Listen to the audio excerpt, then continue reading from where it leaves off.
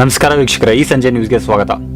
ಕರ್ನಾಟಕವನ್ನು ಬೆಚ್ಚಿ ಬೀಳುವಂತೆ ಮಾಡಿದ್ದ ಬೀದರ್ನ ಎಟಿಎಂಗೆ ಹಣ ತೆಗೆದುಕೊಂಡು ಹೋಗುವ ವೇಳೆ ಒಬ್ಬನನ್ನು ಹತ್ಯೆಗೈದು ದರೋಡೆ ಮಾಡಿದ್ದ ದುಷ್ಕರ್ಮಿಗಳನ್ನು ಹೈದರಾಬಾದ್ನಲ್ಲಿ ಪೊಲೀಸರು ಪತ್ತೆ ಮಾಡಿದ್ದಾರೆ.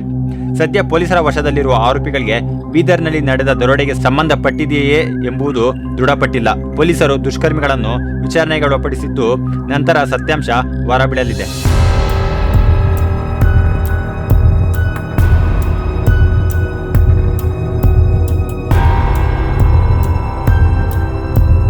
ಬೀದರ್ನಲ್ಲಿ ಗುರುವಾರ ಬೆಳಗ್ಗೆ 10 ಗಂಟೆಗೆ ಎಟಿಎಂಗೆ ಹಣ ತುಂಬಲು ವಾಹನದಲ್ಲಿ ತೆಗೆದುಕೊಂಡು ಹೋಗುತ್ತಿದ್ದ ವೇಳೆ ಏಕಾಏಕಿ ನುಗ್ಗಿದ್ದ ದರೋಡೆಕೋರರು ಹಣವಿದ್ದ ಬಾಕ್ಸ್ ಒತ್ತೊಯ್ದಿದ್ದರು. ಈ ವೇಳೆ ಒಬ್ಬ ಭದ್ರತಾ ಸಿಬ್ಬಂದಿಯನ್ನು ಗುಂಡು ಹಾರಿಸಿ ಹತ್ಯೆಗೈದಿದ್ದರು. ಮತ್ತೊಬ್ಬನ ಮೇಲೆ ಗುಂಡು ಹಾರಿಸಿದ್ದು ಆತ ಹೈದರಾಬಾದ್ನಲ್ಲಿ ಚಿಕಿತ್ಸೆ ಪಡೆಯುತ್ತಿದ್ದಾರೆ. ಹಣ ದೋಚಿದ್ದ ದರೋಡೆಕೋರರು ಬೀದರ್ನಿಂದ ಹೈದರಾಬಾದ್ಗೆ ತೆರಳಿ ಅಲ್ಲಿಂದ ಛತ್ತೀಸ್ಗಢದ ರಾಜಧಾನಿ ರಾಯ್ಪುರಕ್ಕೆ ತೆರಳಲು ಸಜ್ಜಾಗಿದ್ದರು.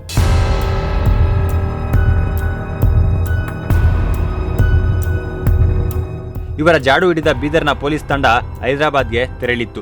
ರಾತ್ರಿ ಹೈದರಾಬಾದ್ನಿಂದ ರೋಷನ್ ಟ್ರಾವೆಲ್ಸ್ನಲ್ಲಿ ರಾಯ್ಪುರಕ್ಕೆ ತೆರಳಲು ಟಿಕೆಟ್ ಬುಕ್ ಮಾಡಿಸಿದ್ದರು.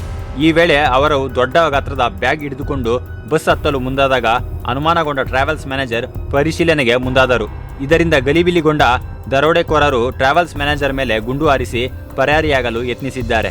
ಇದರ ಸುಳಿವು ಅರ್ತಿದ್ದ ಪೊಲೀಸರು ತಲೆಮರೆಸಿಕೊಳ್ಳಲು ಯತ್ನಿಸಿದ 3 ದರೋಡೆಕೋರರಲ್ಲಿ ಒಬ್ಬನನ್ನು ಬಂಧಿಸಿದ್ದಾರೆ.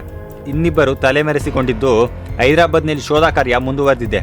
ಬಂಧಿತನಾಗಿರುವ ಆರೋಪಿಯನ್ನು ಬೀದರ್ಗೆ ಕರೆತರಲಾಗಿದ್ದು ದರೋಡೆ ಪ್ರಕರಣಕ್ಕೂ ಇದಕ್ಕೂ ಸಂಬಂಧವಿತ್ತೇ ಎಂಬುದು ಗೊತ್ತಾಗಲಿದೆ.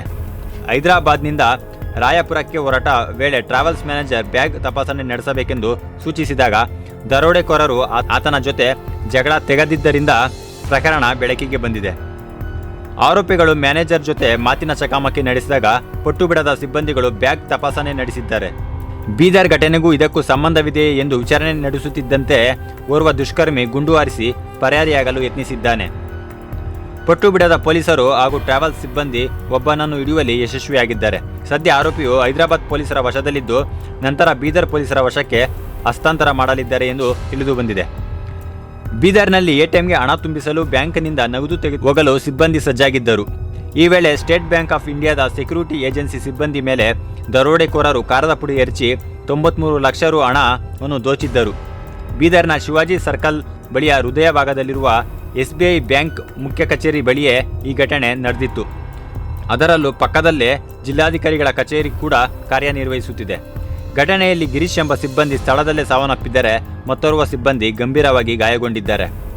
ಜಿಲ್ಲಾ ಉಸ್ತುವಾರಿ ಸಚಿವ ಹಾಗೂ ಅರಣ್ಯ ಖಾತೆ ಸಚಿವ ಈಶ್ವರ್ ಖಂಡ್ರೆ ಅವರು ಕಳೆದ ರಾತ್ರಿಯೇ ಹೈದರಾಬಾದ್ಗೆ ತೆರಳಿ ಘಟನೆಯಲ್ಲಿ ಗಾಯಗೊಂಡಿರುವ ಸಿಬ್ಬಂದಿಗೆ ಸೂಕ್ತ ಚಿಕಿತ್ಸೆ ನೀಡುವಂತೆ ಆಸ್ಪತ್ರೆಯ ವೈದ್ಯರ ಜೊತೆ ಮಾತುಕತೆ ನಡೆಸಿದ್ದಾರೆ.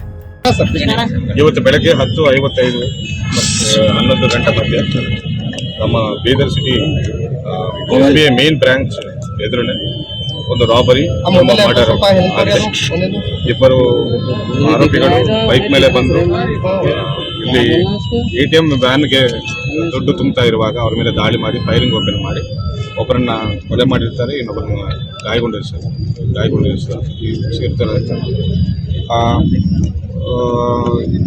ವಿತ್ ಮನಿ ಒಂದು ಟ್ರಂಕ್ ಪೆಟ್ಟೆ ಸಮೇತ ಅವರು ಬೈಕ್ ಮೇಲೆ ಪರಾರಿ ಆಗಿರ್ತಾರೆ. ತನಿಖೆ ಮುಂದುವರಿತಾ ಇದೆ.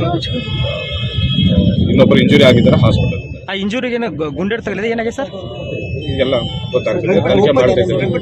ಟ್ರಂಕ್ ಪೆಟ್ ಹೆಂಗ್ ಓಪನ್ ಮಾಡಿದ್ರೆ ಗೊತ್ತಾಗ್ತಿಲ್ಲ, ಓಪನ್ ಆಗಿದೆ ಅಂತ ಸದ್ಯಕ್ಕೆ ಮಾಹಿತಿ ಬರ್ತಾ ಇದೆ.